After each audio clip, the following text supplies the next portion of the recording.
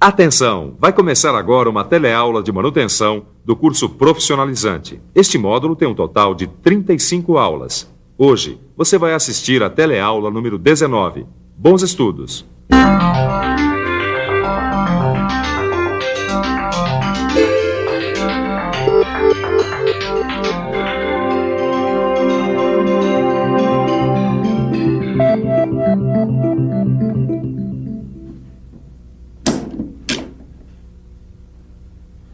Eu estava aqui desmontando esse conjunto mecânico e encontrei alguns rolamentos com defeito. Então eu vou ter que substituir esses rolamentos defeituosos por outros, tomando cuidado para não danificar os que estão em boas condições.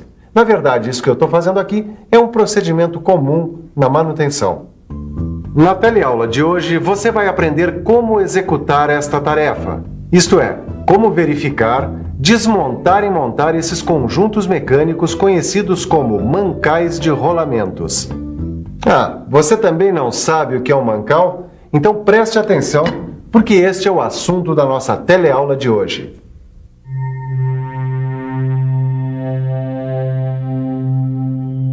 Alguns eixos e os rolamentos são elementos girantes de uma máquina.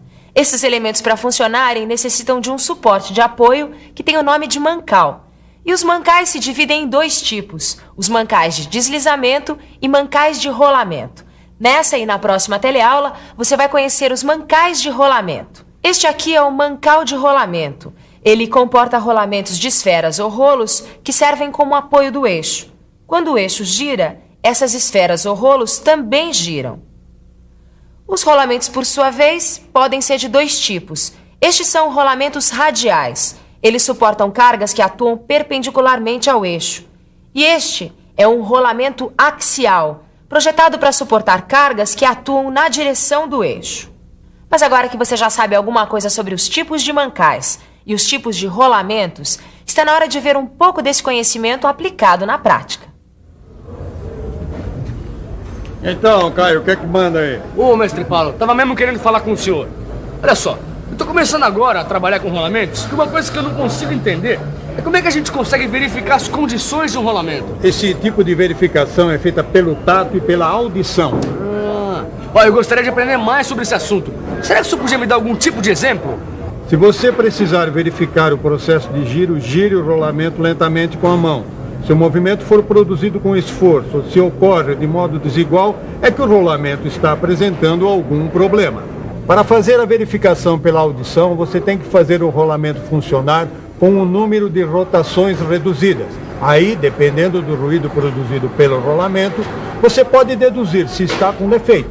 A verificação pelo ouvido pode ser melhorada utilizando-se um estetoscópio eletrônico. Colocando-se a haste de contato sobre o mancal, tem-se os ruídos produzidos pelo rolamento amplificado, sendo assim mais fácil de identificá-los. Antigamente, esta verificação era feita com uma chave de fenda ou bastão de madeira. Mas como é que eu consigo saber pelo som qual é o problema com o rolamento? A prática vai ensinando. Por exemplo, se for um som assim como um zumbido, é porque as pistas do rolamento estão sujas. Se for um som mais forte, bem estrepitoso, é porque as pistas do rolamento estão danificadas ou descascadas. Agora, se for um som metálico, assim tipo um silvo, aí é sinal de uma pequena folga ou falta de lubrificação. Bom, isso até é um ótimo ouvido, né? E é preciso mesmo. Com a prática e a dedicação, a gente vai aperfeiçoando. Mas além do ruído, existe um outro fator importante para se observar as condições de um rolamento. É a temperatura. Você pode fazer isso colocando a mão no mancal do rolamento, ou então utilizando um termômetro digital. E quando a temperatura estiver mais alta do que o normal, ou então estiver variando muito, isso significa que o rolamento tem algum problema. E este problema pode ter diversas causas. Pode ser, por exemplo, por lubrificação deficiente ou até excesso de lubrificação. Pode ser devido a excesso de carga, a presença de sujeiras, início de desgaste ou ainda outras causas. Por exemplo, folga interna muito pequena, rolamento preso axialmente, calor proveniente de fonte externa. Mas é bom não esquecer que após a lubrificação de um rolamento, é normal que aconteça um aumento de temperatura durante 1 ou 2 dias. Mas existem também outros pontos que devem ser verificados, como vedações, o nível do lubrificante e se ele tem ou não muitas impurezas. Agora você já sabe o que precisa fazer para verificar as condições de um rolamento e conhecer se ele apresenta algum problema. Bom, mas uma vez detectado o problema, é preciso realizar uma inspeção mais detalhada das várias partes do conjunto que estão com defeito, sempre lembrando que a inspeção dos elementos mecânicos deve ser feita com a máquina parada para evitar acidentes. Além disso, a inspeção deve ter um método, isso é, ela deve obedecer uma sequência de operações. É bom você ficar um pouco mais por dentro desse assunto.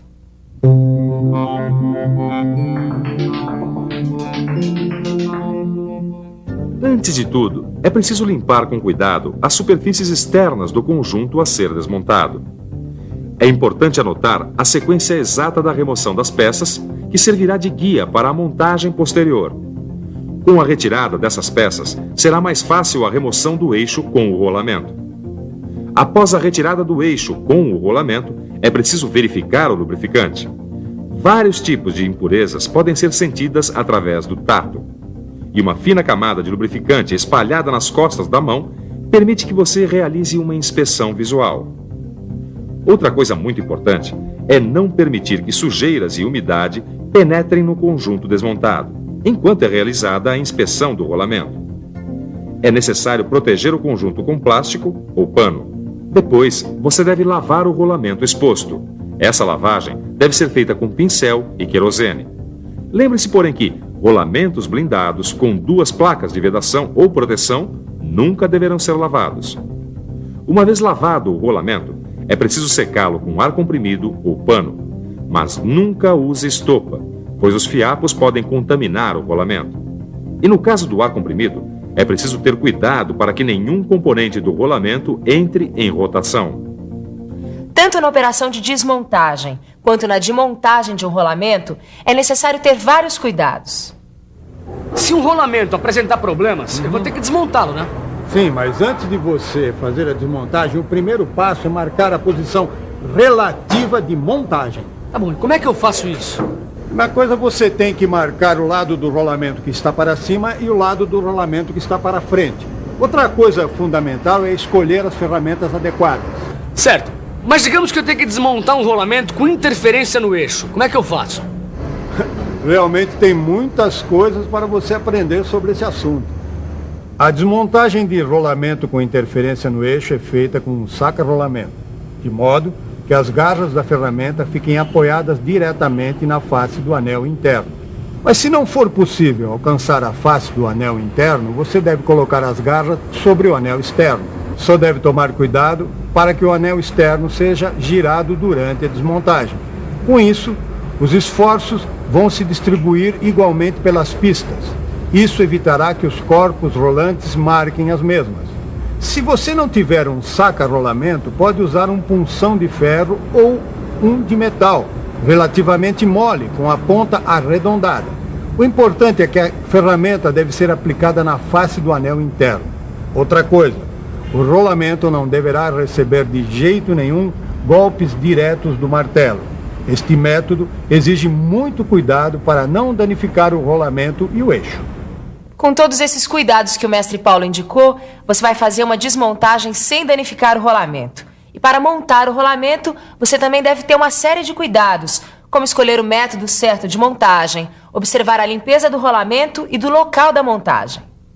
É preciso selecionar as ferramentas adequadas, que deverão estar em boas condições de uso para a montagem. Depois disso, você ainda tem que tomar várias providências. Remover as rebarbas e fazer a limpeza do eixo e encostos.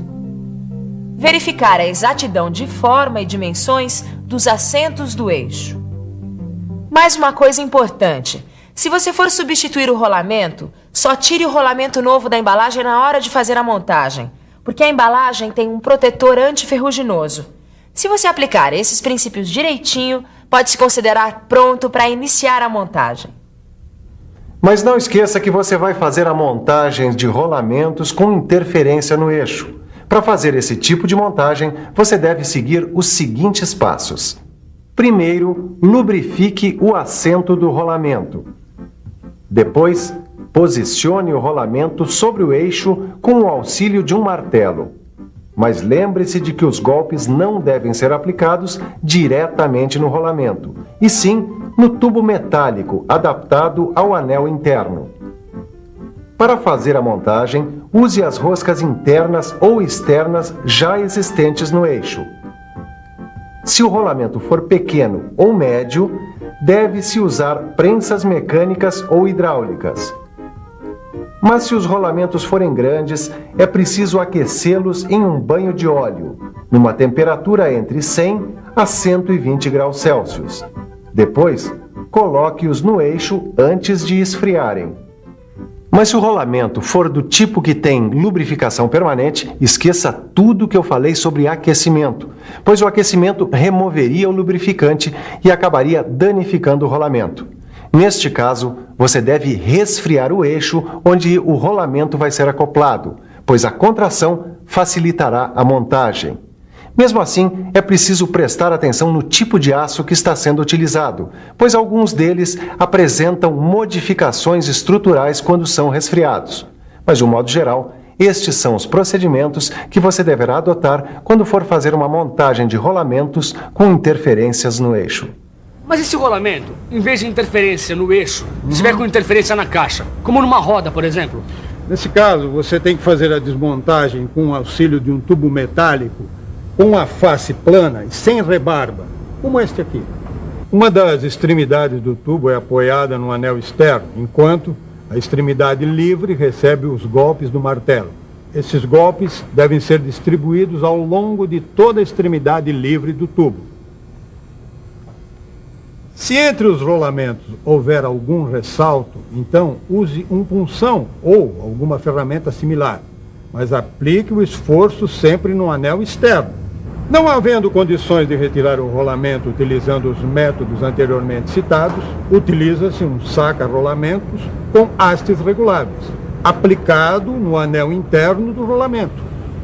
Uma vez desmontado o rolamento e sanado o problema, os passos para a montagem vão ser basicamente os mesmos da montagem do rolamento com interferência dos eixos. Ou seja, usar um tubo metálico contra a face do anel externo após a lubrificação das partes a serem montadas. E cuidar para que o rolamento não fique desalinhado em relação à caixa. Você também pode utilizar uma prensa hidráulica ou mecânica, e se os rolamentos forem grandes, deve ser aquecida a caixa para a montagem. No seu livro você vai encontrar ainda como fazer montagem e desmontagem de rolamentos sobre buchas. Mas vamos com calma. Antes, que tal uma boa revisada em tudo que a gente aprendeu hoje? E atenção, se liga aí que é hora da revisão. Na teleaula de hoje, você aprendeu que mancais são suportes de apoio para rolamentos e eixos, que são elementos girantes de uma máquina, e que existem mancais de rolamento e mancais de deslizamento. Aprendeu também que as condições de um rolamento podem ser verificadas pelo tato, pela audição ou por fatores como a temperatura.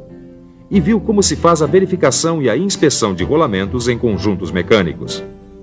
Conheceu, afinal, quais são os procedimentos para a desmontagem e montagem de rolamentos com interferência no eixo e com interferência na caixa. No seu livro de estudos, você vai encontrar todos esses processos descritos, além de outras informações que vão complementar o seu aprendizado. Não deixe esse assunto esfriar. Bons estudos e até a próxima!